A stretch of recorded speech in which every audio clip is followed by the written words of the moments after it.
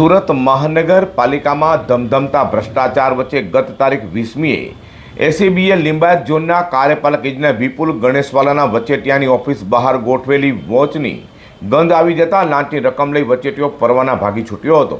જોકે ત્યારથી જ કાર્યપાલક ઇજનેર પણ વોન્ટેડ હોય આખરે એસીબીએ સમક્ષ હાજર થતાં તેઓની ધરપકડ કરાઈ છે. સુરત મહાનગરપાલિકાની ઝોન કચેરીઓમાં ભ્રષ્ટાચાર ફૂલ્યો ફાલ્યો હોવાના અનેક કિસ્સા સામે આવી ચૂક્યા છે.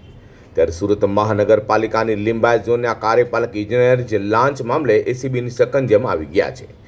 વાત એમ છે કે લિંબાયત ઝોન વિસ્તારમાં ઇન્ડસ્ટ્રીઝમાં બાંધકામ કરનારા બિલ્ડરનું બાંધકામ ગેરકાયદે હોવાનું કહીને નોટિસ આપ્યા બાદ લિંબાયત ઝોન દ્વારા ડિમોલિશન કરાયું હતું.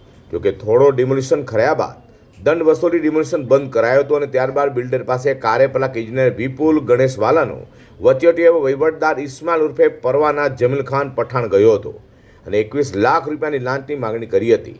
અંતે રકઝક બાદ 15 લાખમાં નક્કી થયું હતું અને 20મી તારીખે લાંચનો પહેલો હપ્તો 4 લાખ રૂપિયા આપવા ગયેલા બિલ્ડરને લાંચ આપવી ન હોય એસીબીનો તેને સંપર્ક કરતા એસીબીએ વોચ ગોઠવી હતી, જેની ગંધ ઇસ્માઇલ ઉર્ફે પરવાનાને આવી જતા તે લાંચની રકમ અને બિલ્ડરની મોપેડ લઈ ભાગી છૂટ્યો હતો.